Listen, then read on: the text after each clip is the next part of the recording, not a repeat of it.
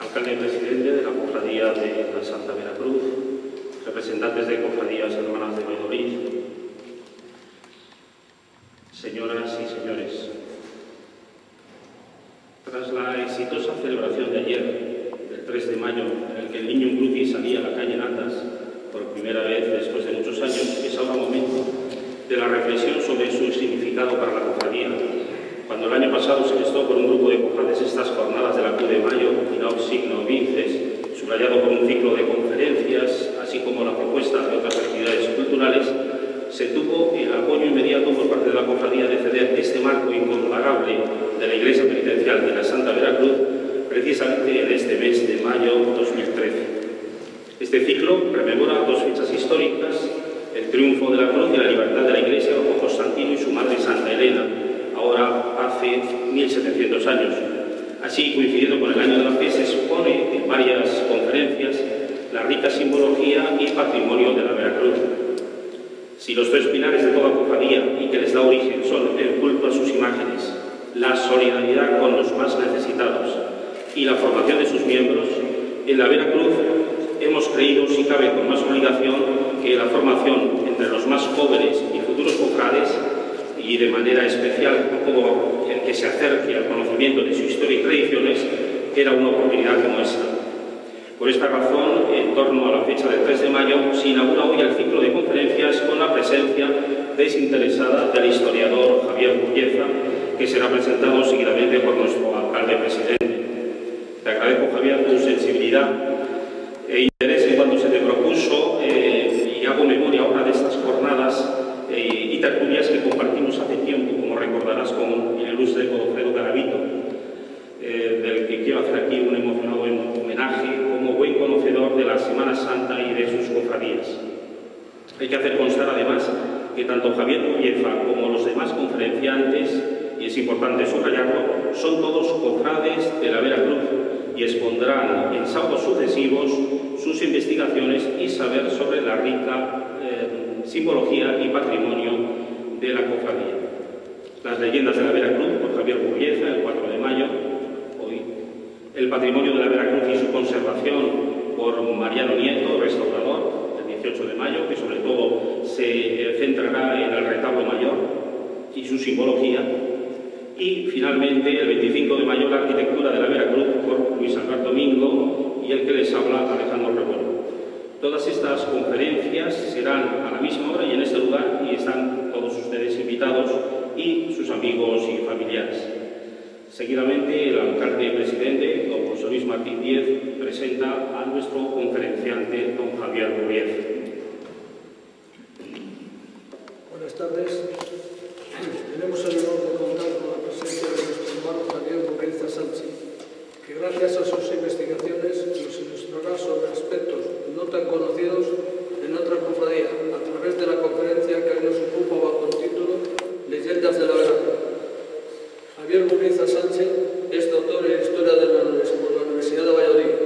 Culminó su carrera académica con una tesis doctoral sobre los trabajos de la Compañía de Jesús en el ámbito geográfico de Valladolid, dirigida por su maestro Teófeles Ejido. Ha sido investigador en los departamentos de Historia Moderna de las Universidades de Valladolid y Alicante, en el Instituto Simancas y en el Instituto de Historia del Consejo Superior de Investigaciones Históricas. Actualmente es investigador Ramón y Cajal de la Universidad de Valladolid. La historia de la Iglesia, los jesuitas, las devociones y las manifestaciones de religiosidad popular, la historia de Valladolid, así como de la Semana Santa, son sus principales líneas de investigación. Ha diseñado y dirigido diferentes exposiciones en el Real Colegio de los Ingleses y de la Junta de Cofradías de Semana Santa de esta ciudad. Prolífico en la publicación de libros que, con permiso de nuestro invitado, no pasaré a enumerar porque correríamos el riesgo de consumir el tiempo previsto para la conferencia. Concluyo también diciendo que ha proyectado sus estudios en medios de comunicaciones principalmente la cadena COPE, el Día de Valladolid, el Mundo de Valladolid y el Norte de Castilla. Javier, tienes la palabra. Muchas gracias, alcalde presidente, por tu presentación, a Alejandro Rebollo, compañero también de la universidad, a todos ustedes por su asistencia, hermanos cofrades y amigos todos.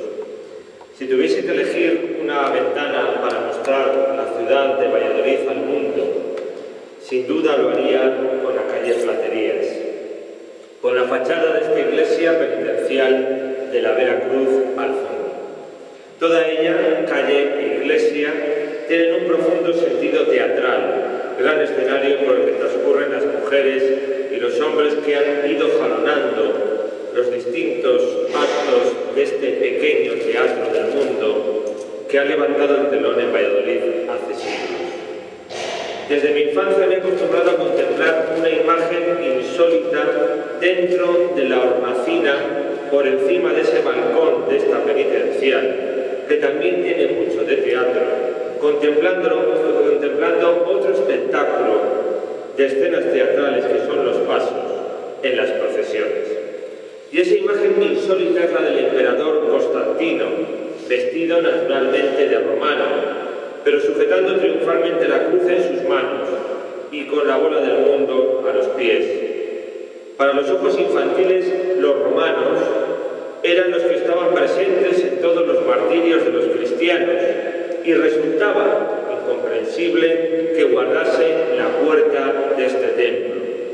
Por entonces no conocía que también había tantos soldados y cristianos, mártires la mayoría, que habían dado testimonio de su fe después de su bautismo y morando en las legiones, y que vestían precisamente de romanos. No era el caso de Constantino, pero sí el de San Marcelo, patrono de León, tallado magníficamente por Gregorio Fernández para su propia iglesia. Pero el hábito no hace al monje, y precisamente el emperador Constantino no se encuentra canonizado. Pero aún hay más. Nos adentramos en esta iglesia y continúa nuestra sensación teatral. En el retablo de la cabecera, la magnífica dolorosa de la Veracruz y al pie de la cruz. Nos proporciona una espectacular sensación de realismo barroco. A mí me sigue estremeciendo, por lo menos, y ya va para 40 años que lo voy conociendo, acentuado por ese trono de espejos, felizmente recuperado y restaurado hace unos años. Nuestras primeras miradas para ella y para los magníficos Cristos de Gregorio Fernández, especialmente para ese atado a la columna que parece salir de la hornacina de su pequeño retablo, con una proporción entre talla y retablo muy propia del barroco. No sobra nada en el espacio y hay horror al vacío. Ya superadas esas primeras impresiones, nuestra mirada va extendiendo por el retablo mayor y custodiado por dos ángeles. En esa angeología tan propia del barroco vallisoletano, contemplamos de nuevo a Constantino. Constantino sujeta victoriosa la cruz, esta vez en compañía de su madre, como auténtica matrona romana, ella sí reconocida como santa, Santa Elena. Una extraordinaria conexión entre fachada y entre retablo. Un mensaje centrado en la leyenda de la invención de la cruz, de la verdadera cruz, de la cruz en la que fue crucificado Jesucristo.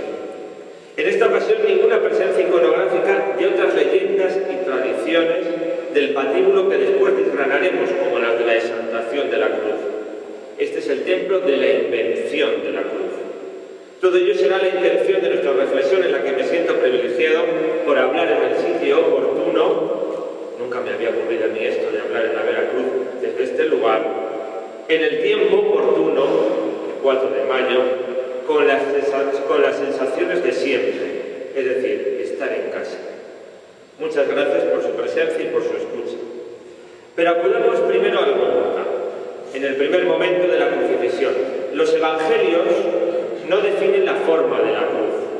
Castigo romano de gran crueldad, utilizado en Roma para ejecutar a los esclavos que hubiesen cometido algún delito, mientras que en las provincias se extendían a los rebeldes. Si leemos los evangelios sinópticos, Mateo, Marcos y Lucas, indican que se llevaron a Jesús para crucificarlo, pero el de Juan especifica que cargó con la cruz y salió hacia el lugar llamado Calvario, Gólgota, en hebreo, calavera, Se trataba de un promontorio, un montículo que recordaba en su forma a un cráneo, que se hallaba entonces a las afueras de Jerusalén, elegido para llevar a cabo esas ejecuciones, así como los enterramientos de los malhechores.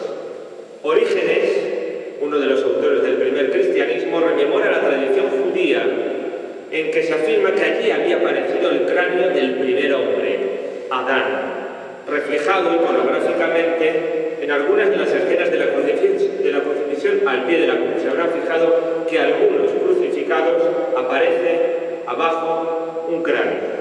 Esa era la leyenda de la que habla Orígenes. Lo que establecía la ley judía es que este tipo de ejecuciones, por supuesto, se tenían que llevar a cabo fuera de la ciudad.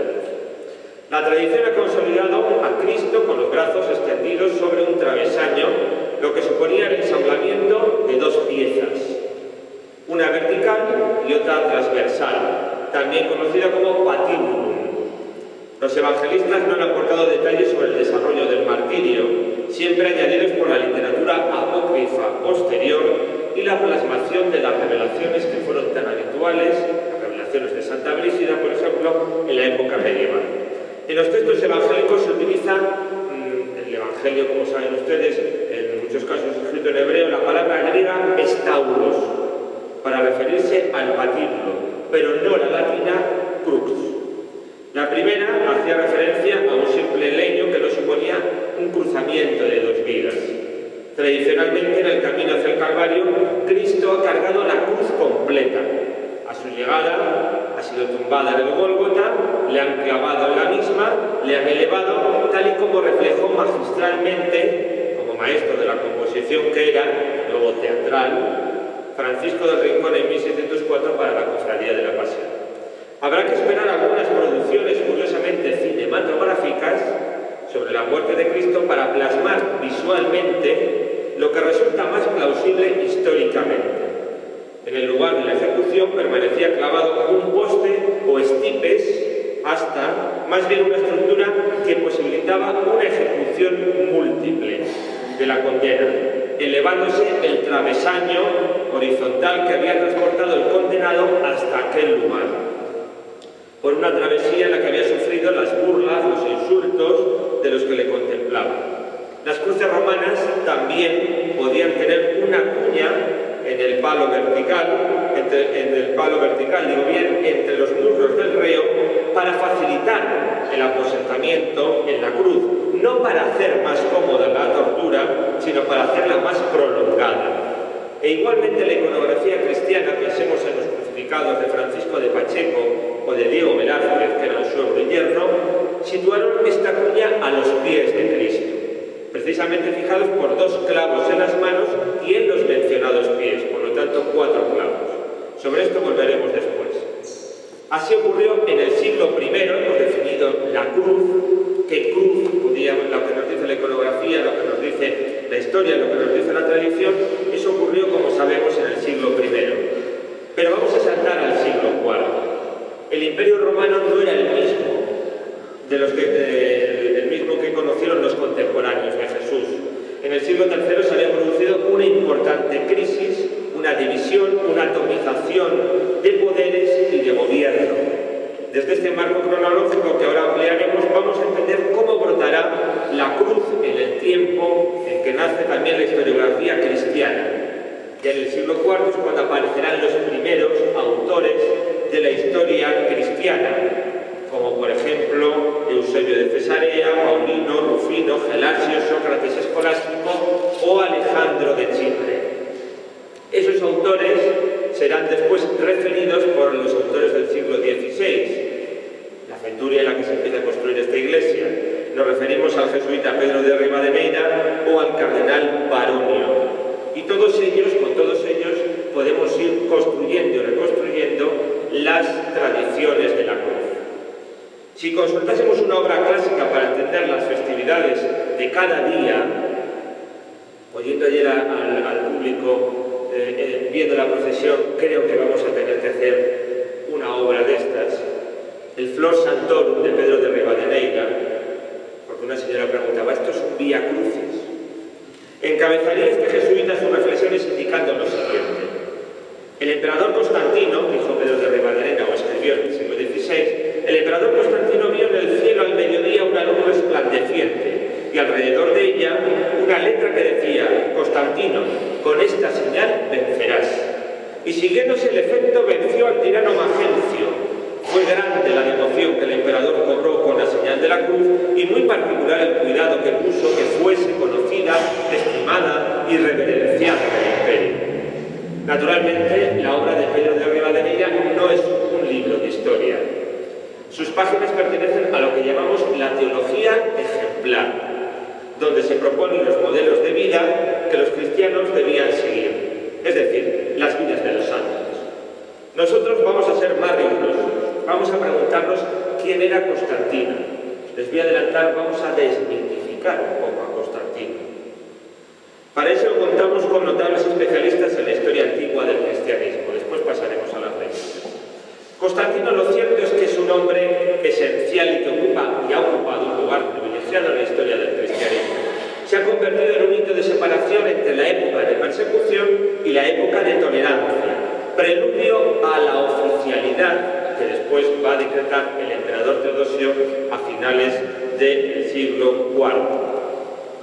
Hay una controversia, naturalmente, sobre su personalidad. Casi todos los personajes históricos, y más en el ejercicio del poder, son controvertidos. Por ejemplo, su amigo consejero, autor de la Vita Constantini, es decir, la primera vida de Constantino, Eusebio de Cesarea, ofrece una imagen de Constantino como la del gobernante devoto, preocupado por el bienestar espiritual de sus súbditos, y Agustín de Hipona, San Agustín en la ciudad de Dios, elogiaba su labor fundadora de una ciudad, Constantinopla, Bizancio, la actual Estambul, diciendo que allí se había construido una ciudad sin los templos de los ídolos. Un sucesor suyo, Juliano el Apóstata, que había apostatado de la fe cristiana, le definía de una forma bien diferente: un degenerado ebrio de placeres hasta que encontró en la fe de Jesús el modo de justificarse.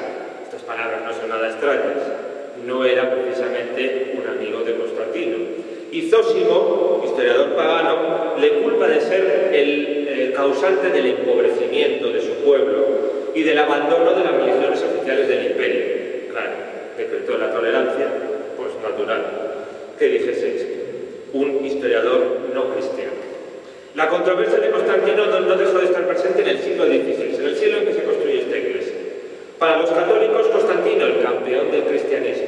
Para los protestantes, los seguidores de Lutero, Constantino, el que produce el final de la etapa evangélica de los cristianos. Cuando a partir de entonces, es decir, cuando los cristianos entran en contacto con el poder. Para los protestantes de Lutero, Constantino había sido el primero que había provocado todo eso.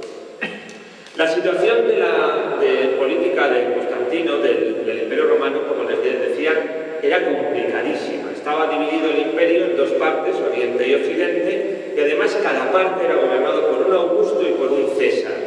Era lo que se llamaba el sistema de la tetrarquía, es decir, 4 personas que tenían el poder. Uno de los que tuvo el poder fue uno de los primeros César y después Augusto, sucesivamente, va a ser el padre de Constantino, llamado Constancio Cloro. Cuando se produce la muerte repentina de Constancio Cloro, pues su hijo Constantino fue proclamado emperador por sus tropas, no siendo bien recibida esta decisión por todos. Era habitual que en el Imperio Romano las propias tropas de un hombre fuerte le proclamasen como emperador. Esto era algo perfectamente habitual. Los cristianos continuaban siendo perseguidos en la parte oriental del imperio, aunque en la parte occidental, antes de ser Constantino emperador, se había producido un relajamiento de esa persecución. Entre otras cosas porque entonces el Augusto correspondiente, antes de Constantino, Galerio, pues había desistido de perseguir a los cristianos por la perseverancia de los mismos. Veía que con la persecución no se acababa la presencia del cristianismo. Lo cierto es que Constantino se pensaba que era un protegido de la divinidad. Al principio era muy devoto del culto a Hércules, después decidió fundar una dinastía bajo la protección del dios Sol, encarnado en Roma en el dios Apolo. tenía claro que lo que tenía que hacer lo iba a hacer con la protección divina. Y por eso Constantino se decidió enfrentarse con aquellos que se habían opuesto a que fuese proclamado emperador. Uno de ellos era Magencio, que controlaba la ciudad de Roma. Y ahí es cuando se produce la célebre batalla del Puente Milvio, en el 312, el 28 de octubre del 312. Esa batalla del Puente Milvio es muy sencillita. Magencio no calcula bien la estrategia, tiene que huir y tendrá que entrar con las tropas por el Puente Milvio, un puente muy poco sólido. Y ahí los soldados de Magencio empezarán a caer al Tíber y se empezarán a ahogar. Bien, Constantino había vencido. Otra cosa es cómo después esa victoria fue cristianizada. Y ahí aparecerá la célebre aparición, para la redundancia, del signo de la cruz. Al principio era simplemente una serie de signos los que había visto Constantino. Después, que en sueños se le había aparecido el signo de la cruz. Después, que su ejército y él mismo habían contemplado el signo de la cruz en el cielo. Los autores, no me voy a alargar mucho en esto, los autores cristianos van a tener divergencia a la hora de narrar todo esto. Parecía, en cierto momento cuando yo iba escribiendo todo esto, parecía que al principio tenía más interés el propio poder político romano en cristianizar la intervención divina en la victoria de Constantino que la propia Iglesia. Lo cierto es que Constantino se sentía, como le repito, protegido por la divinidad, aunque él mismo se tenía que haber aclarado qué divinidad le habría protegido. Ese es el primer hecho histórico, la batalla del Puente Milvio, que convierte a Constantino en hombre de poder. Y le convierte, pues con una, como casi todos los hombres de poder en el Imperio Romano, con una protección desde arriba. Y lo que ocurre es que por primera vez esa protección desde arriba se atribuye al cristianismo, al Dios de los cristianos, muerto en la cruz. Lo segundo será el famoso Edicto de Milán, el Edicto de la Tolerancia, en el 313.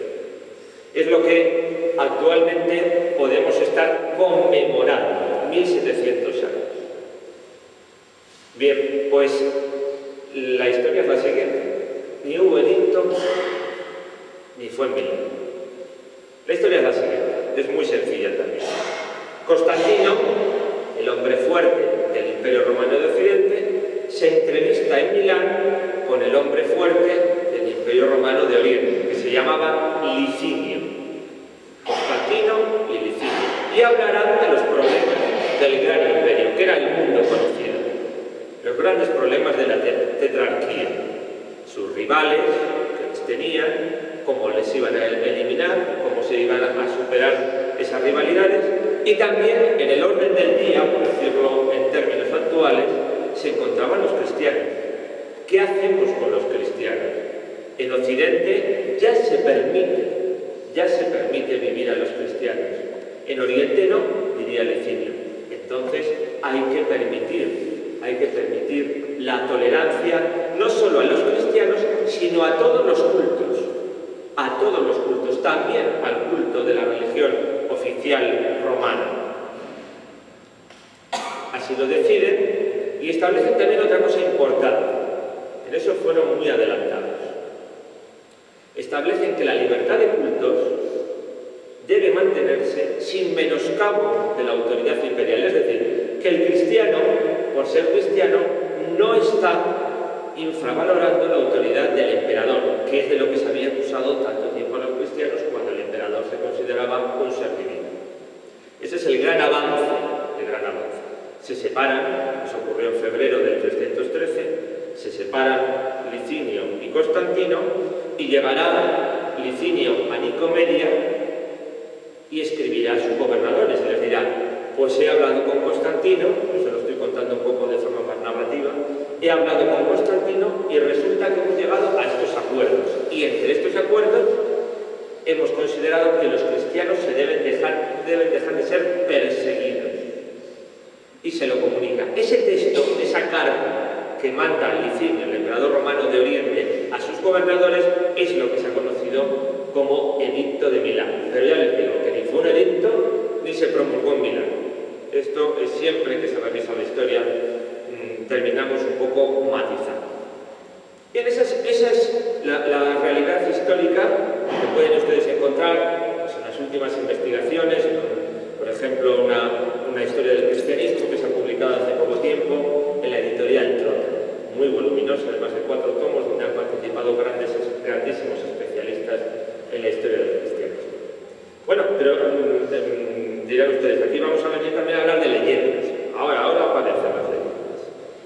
Ahora aparece Santa Elena. Curiosamente, en estos libros de historia, cuando se habla de la etapa de Constantino, nunca nos vamos a encontrar la historia de la invención de la cruz, ni de Santa Elena.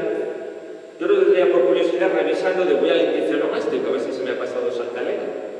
Y Elena no aparece por ninguna parte. ¿Quién era Elena? Bueno, pues para eso tenemos que recurrir pues a Rivadeneira, al cardenal Baronio, autores del siglo XVI, que a su vez han leído, o por lo menos les ha llegado la información de los autores del siglo IV. En un primer momento dice, Santa Elena es una mujer que conoce el padre de Constantino, Constancio Cloro, en Britania, en la actual Inglaterra. Se casará con ella, pero, nos cuenta Rivadeneira, cuando Constancio Cloro asciende de César a Augusto, le dirán, no, con esta mujer, con esta inglesa, diríamos nosotros, usted no puede permanecer, tiene que repudiarla y tiene que casarse con una mujer perteneciente a las familias de poder. Y Elena aceptó. Después, cuando Constantino alcanza el poder, se acuerda de su madre, evidentemente, como le iba a olvidar, y su padre ya ha muerto, y Elena, según esa tradición, aparece junto con Constantino. Y cuando ya ha ocurrido toda la batalla de Milvio, y ha ocurrido ese edicto de Milán, que ya les he matizado en qué consiste, pues Santa Elena, cristiana, Constantino, no nos dice nada Rivadeneira, pero históricamente sabemos que no es cristiano, porque Constantino es bautizado en el lecho de su muerte. Bueno, pues Elena, después de la celebración del primer concilio ecuménico de Nicea, que no vamos a hablar de él, pero que tuvo sus grandísimos problemas, pues en el concilio, después de todo eso, 325, 327, decide viajar a Jerusalén para buscar la cruz de Cristo. Junto a la cruz iba a encontrar, dice la tradición, los clavos, iba a encontrar las cruces de enigmas y gestas e iba a encontrar el rótulo de la cruz, el INRI, la inscripción. Nosotros lo conocemos con el acróstico latino, INRI, de sus nazarenos, Rex Judicarum. Pero ya sabemos que se publicó en latín, que se publicó en arameo, que se publicó en griego y que incluso los sacerdotes judíos a Pilato, eso lo cuenta muy bien el Evangelio de Juan, que como ya saben ustedes el Evangelio de Juan es un poquito diferente, no es el sinóptico. Mateo, Marcos y Lucas son evangelios más parecidos, el de Juan es un evangelio un poco diferente. Pues le dicen, no, eso está muy mal escrito. Usted ha puesto, le replican a Pilato, es el rey de los judíos. Más bien tiene que poner, dice ser el rey de los judíos. Y Pilato responde con esa frase que se ha convertido en una frase lapidaria, lo escrito, escrito está. Bueno, pues todo eso se lo iba a encontrar Santa Elena. Pero claro, el problema es que todo eso estaba, fíjense, estamos hablando, del siglo I ocurrió esto, y Santa Elena está en el siglo IV. ¿Dónde estaba todo eso? Pues decían que habitualmente tradicionalmente el patíbulo se enterraba en el lugar próximo a la ejecución y también próximo al sepulcro, pero que además todo eso estaba, dice la tradición, dice Rivadeneira, tapadísimo, era una olla donde se encontraba sepultado, rellena de tierra, con piedras encima, con un templo dedicado a Venus, es decir, las cosas más difíciles. Lo dice así, vamos a ceder un momento la palabra a Rivadeneira. Hallábase la santa emperatriz Elena, muy congojada y perpleja, porque por una parte su devoción y encendido deseo de descubrir aquel precioso tesoro no la dejaba reposar, y por otra la dificultad y casi imposibilidad de hallarle en manera la afligía. El problema era primero dónde localizarlo, toda una campaña arqueológica. Bueno, pues finalmente lo localizaron. Lo localizaron, dice una de las tradiciones también de la leyenda dorada, esta ya es medieval, que precisamente encontraron a un judío llamado, ¿cómo se pueden ustedes imaginar que el judío que iba a excavar para encontrar la cruz se llamaba? Pues Judas. Y lo dice así la leyenda áurea. Ese judío empieza a excavar, levanta todas las piedras y encuentra un problema. Ya hemos encontrado las cruces, pero encuentra en un perfecto estado de conservación, madera, enterrado 3 siglos. Pero encuentra 3 cruces. ¿Cuál de las 3 será la verdadera? Entonces se recurre, hay distintas versiones, a una mujer enferma e incluso a alguien que estaba, a un cadáver que era llevado a ser enterrado. Y le van poniendo sobre cada una de las cruces, sobre una, sobre la otra, y a la tercera es cuando se produce el milagro, dice la tradición. Y efectivamente cuando se produce el milagro es cuando dicen, esta es la cruz de Cristo. Y aquí están los clavos y aquí está el título que tampoco especifica si estaba o no separado. Piensen ustedes una cosa, nosotros tenemos una mentalidad racional, donde ustedes estarán preguntándose ya 1.000.000 de cosas a medida que yo voy diciendo todo esto. Pero las personas en el siglo XVI no es que fuesen tontas, pero no tenían esta mentalidad racional. No se estaban preguntando, pues estaba la cruz separada, los clavos unidos, el rótulo separado, ¿dónde se encontraba? Eso lo podemos nosotros porque hemos ya avanzado mucho en todas estas cosas, pero la palabra arqueología en el siglo XVI, si lo hubiese pronunciado en este templo, nadie la había entendido. Bien, pues ya habíamos encontrado la reliquia, ya habíamos encontrado la gran cruz, habíamos encontrado la de los ladrones, habíamos encontrado otras reliquias de la Pasión, y Elena tuvo muy claro. Primero, aquí hay que levantar una basílica, la Basílica del Santo Sepulcro, por eso en la Basílica del Santo Sepulcro coincide el Calvario y el sepulcro. Eso históricamente perfectamente plausible porque se producía así, se enterraba cerca de donde se producía la ejecución. Y tenía otra cosa clara Elena, y es el reparto. Desde el principio, pars pro toto, es decir, partes para todos. Una parte se quedaría en Jerusalén, en esa basílica del Santo Sepulcro, otra sería enviada a Roma, como no, con los clavos, otra sería enviada a la nueva ciudad de mi hijo, el emperador Constantino, Constantinopla, y a partir de ahí otra serie de repartos. Nos dice también la tradición que la cruz se prohibió como elemento de ejecución. Santa Elena la tenemos en el retablo. También les decía yo que este es el lugar oportuno para hablar de todas estas cosas. Pero a Santa Elena en Valladolid la tenemos en otra fachada. Gracias a esta fiesta de la invención de la cruz, que por cierto litúrgicamente la han ocultado un poco en favor de la exaltación de la cruz, yo he intentado que me lo explicasen, pero no me lo han terminado de explicar.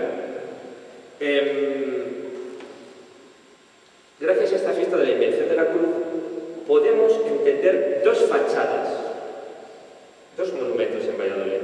Esta de la Veracruz, del emperador Constantino, y el colegio de Santa Cruz, el rectorado actual de la universidad.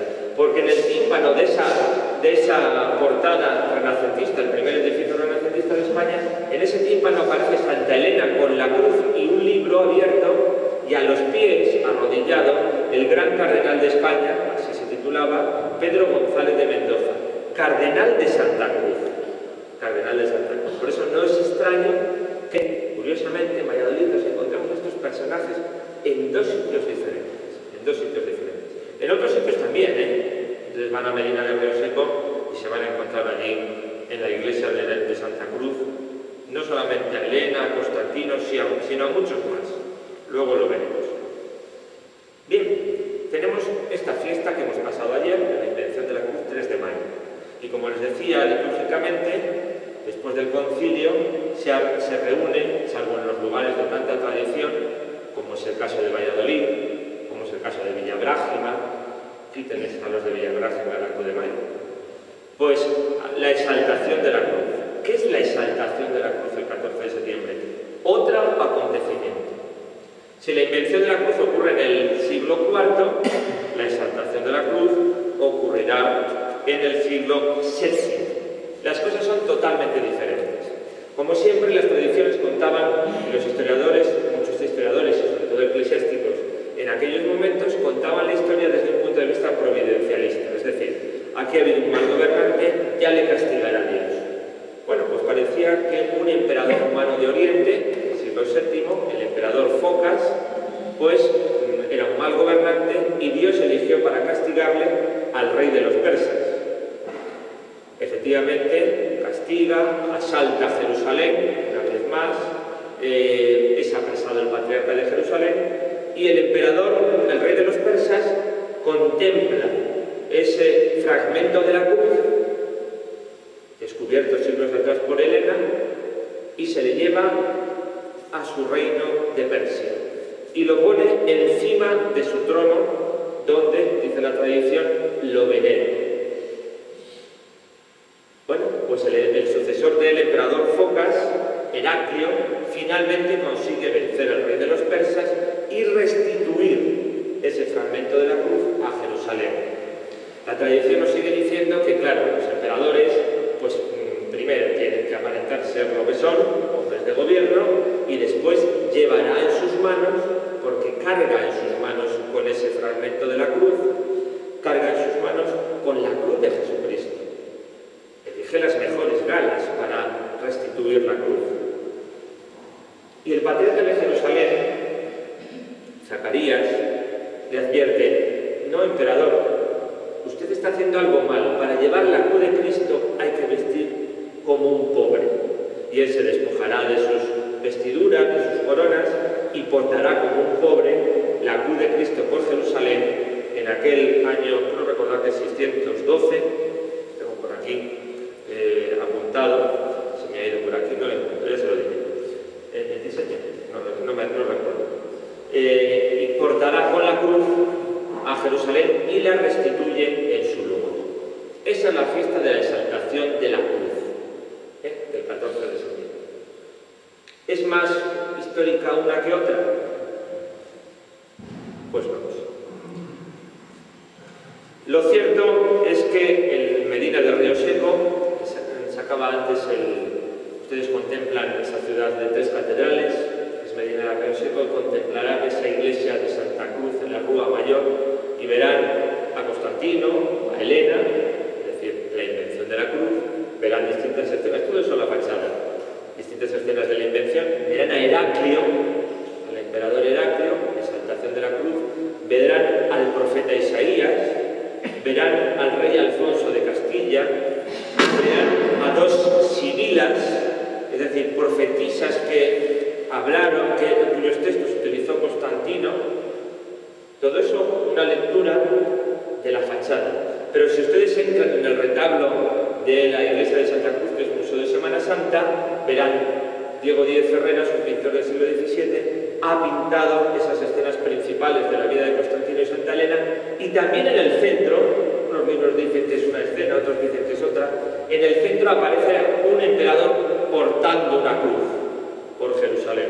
Es verdad que detrás llevará a una mujer, podría ser Santa Elena, pero también podría ser esa otra fiesta, la de Heraclio. Esas dos son las 2 grandes leyendas de la vera cruz, la verdadera cruz. Luego aparece el reparto.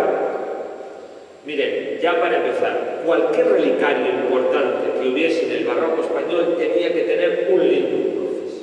Eso era fundamental. Y del reparto, pues tenemos testimonios muy curiosos y muy históricos, Tenemos como el llamado custodio de la reliquia de la Santa Cruz en Jerusalén, Toribio, que era el Staurofilax, es decir, el custodio del Staurus, de la cruz, pues V es llamado para ser obispo de Astorga y se trae ese fragmento de la cruz que quedaba en Jerusalén. Después tenemos la historia del monasterio de Liébana, etcétera, etcétera. Pero, por ejemplo, San Cirilo de Jerusalén, en el siglo IV, pues dice esto: todo el orbe ya está repleto de partecitas hechas de este leño de la cruz. Siglo IV. Esto ya no es una leyenda, esto es un testimonio de San Cirilo de Jerusalén. Testigos también el santo madero de la cruz, que aún se ve en nuestros días y que ya llena casi todo el orbe por aquellos que, impedidos por la fe, cogen trozos de él, el madero de la cruz que ha sido distribuido en partículas por todo el mundo. Pero además también otro testimonio de primer orden, como es el de la monja hispana Egeria, hacia el 383, y que visita la Basílica del Santo Sepulcro y que contempla las celebraciones del Viernes Santo, y que es una gozada leer la descripción que hace Egeria de la primera procesión, quizás de la historia del Domingo de Ramos allí en Jerusalén, pues nos cuenta con muchísima gracia el ansia que existía entre los fieles por conseguir un trocito de la cruz. Nos lo dice así: traen entonces el relicario de plata dorada que contiene el lecho de la cruz en Jerusalén. Abren el relicario, lo sacan y ponen sobre la mesa el leño de la cruz y el título, inscripción de himno. Una vez colocado sobre la mesa, el obispo, sentado, agarra con sus manos los extremos del leño santo. Los diáconos, en pie, alrededor, hacen la guardia porque acostumbra a venir toda la gente, uno por uno, fieles y catecúmenos. Se inclinan ante la mesa, besan el leño santo y van pasando. Y atención, cuentan que una vez, no sé cuándo, alguien de un mordisco se llevó un poquito del santo leño. No tenemos ideas. Por eso ahora los diáconos se ponen alrededor y lo guardan cuidadosamente para que eso no vuelva a ocurrir. El pueblo va pasando uno por uno, hacen la reverencia y tocan la cruz y el título, primero con la frente y luego con los ojos, la besan al retirarse, pero nadie alarga la mano para tocarla. 383. En el 570, en el itinerario de Antonio de Piacenza, nos dice: en el atrio de la Basílica del Santo Sepulcro hay un aposento donde está expuesta la cruz. Allí nos postramos y la besamos. Tuve en mis manos y besé el rótulo que fue escrito en lo alto de la cruz: este es el rey de los judíos. La cruz es de madera de nogal. Bueno, desde aquel santo madero de la cruz se continuarían repartiendo los fragmentos para conventos, monasterios, cofradías y los más especializados relicarios, algunos vinculados con los franciscanos. Ya estamos avanzando en la época medieval. Fue la dispersión, lo que he llamado yo rompecabezas de las reliquias de la cruz, proceso del cual no estuvieron ajenas las cruzadas. La leyenda prodigiosa indicaba que a pesar de la partición, esta es otra leyenda, los fragmentos originales no menguaban. Se tomaban fragmentos, pero no menguaban la cruz original. El mencionado de Liébana, junto con la llamada cruz de Caravaca, fueron los más conocidos en España. Este segundo, según la tradición, perteneció al patriarca Roberto de Jerusalén, primer obispo de la ciudad santa, una vez que fue reconquistada a los musulmanes por los primeros cruzados en el año 1099. Milagrosamente apareció en el siglo XIII, tendríamos que hablar de las tradiciones y de las leyendas de Caravaca, en el castillo Alcázar de Caravaca. La Iglesia reconoció oficialmente muy pronto esta reliquia a través de las gracias e indulgencias concedidas por los pontífices, concediéndose a la cruz el culto de la tría en el siglo XVIII. Precisamente para la predicación de las reliquias de la Pasión de Cristo, para la meditación de sus tormentos, para las revelaciones que en los siglos medievales, como en el de Santa Brígida, se desarrollaron sobre estos acontecimientos, todos ellos, previos a las fundaciones de las cofradías de la Veracruz, el desarrollo de estas tradiciones era fundamental, pues justificaba la veneración de la correspondiente reliquia, por muy pequeña y por muy mínima que ésta fuese. De ahí que con el nombre de la Veracruz, la verdadera cruz, se conozcan las cofradías penitenciales más antiguas de cada una de las ciudades o pueblos, que fueron saliendo profesionalmente, como sabemos, en la noche del llamado Jueves de la Cena, madrugada del Viernes de la Cruz, modelo que incluso se trasplantó hacia América. En el nacimiento de una cofradía antigua y remota, no lo podemos negar, también existen tradiciones, leyendas y mitos. También, algunas veces forma parte, el primer capítulo de la historia de la Semana Santa de Valladolid forma parte de esas tradiciones, leyendas y mitos. Todas las cofradías querían tener la antigüedad mayor para poder elegir la hora y elegir el trayecto. Pero en el caso de la Veracruz sabemos clarísimamente que en el año 1498 la Veracruz vino algo al regimiento de Valladolid por referencia, todos lo sabemos y no lo vamos a tratar aquí, de su humillante. Si eso lo pide 1498 es que con anterioridad a 1498 existía con absoluta realidad histórica esta cofradía de la Veracruz, asociada, por supuesto, a los franciscanos, con lo que casi siempre se llevaron bien. El fragmento vallisoletano asociado a esta cofradía, en su origen, la reliquia de la cruz, pues tenía su asociación con la cofradía desde tiempo inmemorial. Cuando se ponía en un documento, esta reliquia está en la cofradía desde tiempo inmemorial, hay que poner desde siempre, desde siempre. Era esencial la veneración pública tanto en la iglesia de la cofradía, por parte de la cofradía, como en la calle. Lo que ocurrió ayer es esencial. Trataremos brevemente estos aspectos para terminar, sobre esa veneración, aunque también lo van a tratar las siguientes conferencias. Pero para concluir mi discurso tengo que redondearlo con ello. Primero, la conservación de la reliquia. Una reliquia no se conserva así como así. Para una reliquia hay que guardarla dentro de un relicario, del relicario del árbol de la cruz. Este que tenemos habitualmente en este retablo, ayer en la calle y hoy pues tan cerca lo podemos contemplar. Este maravilloso, esta pieza de la orfebrería vallisoletana, donde se dan cita esos tres árboles: el árbol de la vida, el árbol de la muerte y el pecado. Ese grupo de Adán y Eva, fíjense en la parte inferior. El día del Corpus también, fíjense en la custodia donde aparecerá ese grupo de Adán y Eva. Era relativamente fácil tener este relicario. Aquí había frades plateros, estamos al final de la calle de la Platería. Mejor sitio imposible. Por último, esa procesión titular y de gloria, el 3 de mayo. Festividad, quédense con esto claro. Si ya se llevan esta idea a casa, yo me conformo. De la invención de la cruz, no de la exaltación, de la invención, de la aparición, de la búsqueda, de la excavación, del hallazgo de la verdadera cruz en tiempo de Constantino y en tiempo de Elena.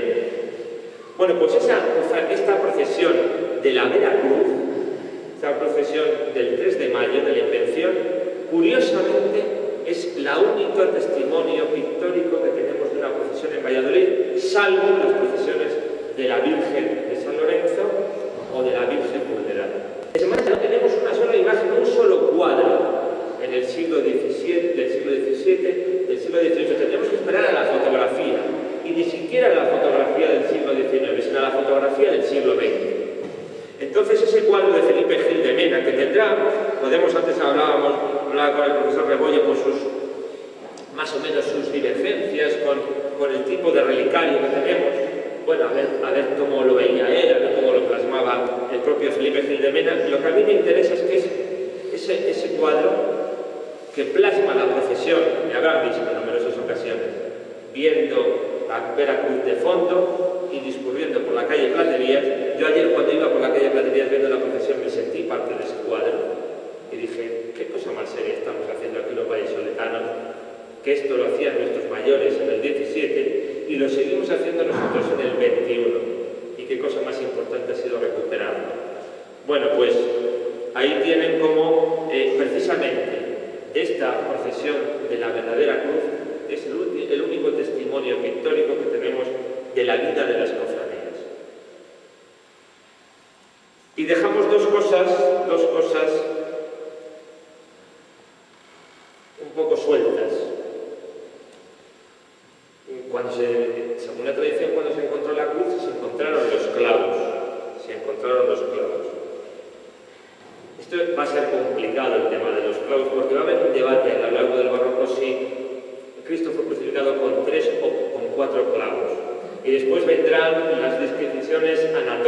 dirán, si el clavo está clavado en la palma, esa mano se hubiese desgarrado.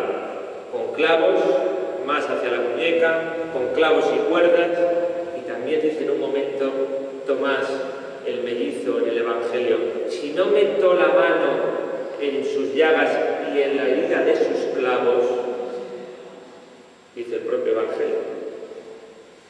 Bien, pues también los clavos fueron por supuesto, gran objeto de debate y objeto de veneración. Y tampoco la Veracruz fue el único lugar que había un lignum crucis. Por ejemplo, tenemos que si vamos a Villa García nos vamos a encontrar ese lignum crucis que le regaló el Papa Pío V, San Pío V, fraile dominico, a Juan de Austria para la batalla de Lepanto. Y Juan de Austria, que como saben ustedes era hermanastro de Felipe II, que había nacido en lo secreto, que había sido criado en lo secreto por Magdalena de Ulloa, la señora de Villa García, pues Juan de Austria se lo regaló a su madre adoptiva, y su madre adoptiva a su vez se lo regaló a los jesuitas para el colegio de San Luis. En cada colegio de los jesuitas siempre había un relicario. Y como le repito, en todo buen relicario tenía que haber una reliquia de calidad. ¿Y cuál era la reliquia más importante? Pues la reliquia de la cruz de Cristo. También en Valladolid tenemos otra importante reliquia de la Pasión, que era la reliquia de la Santa Espina. El gran coleccionista de reliquias traídas desde Tierra Santa había sido el rey San Luis de Francia en la época medieval, y este se la regaló a Sancha, a la infanta Sancha de Castilla, fundadora de ese monasterio. Ha sido muy poco estudiada la devoción de la espina, porque además se hacía genuflexión delante de la espina de Cristo. Fíjense ustedes, aquí había categorías.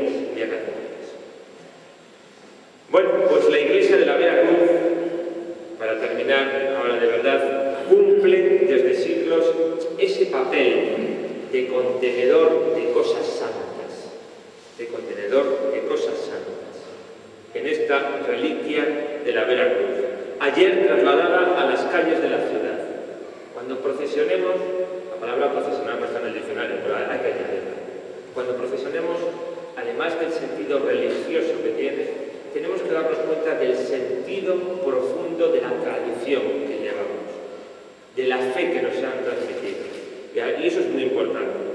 No podemos hacer una procesión así a tontas y a locas. La procesión de ayer tiene el gran contenido de la tradición de nuestros mayores, trasladada por las calles en este bellísimo relicario, en una procesión recuperada hace unas décadas. Quiero recordar que fue en el año 1987.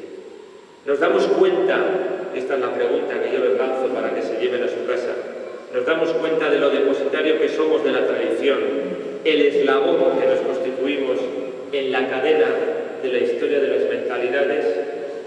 Las tradiciones no son para decir fueron verdad o mentira. Los historiadores, ya les adelanto ahora cuando les pasemos el micrófono, nunca decimos una tradición es verdad o mentira, una leyenda es verdad o mentira. ¿Saben lo que es importante? Que la tradición formaba parte de la fe de las gentes, y en cuanto que lo creían nuestros mayores, es un hecho histórico, porque con ese hecho histórico hacían procesiones como la de ayer, relicarios como los contemplamos, templos y cantidades. Muchas gracias.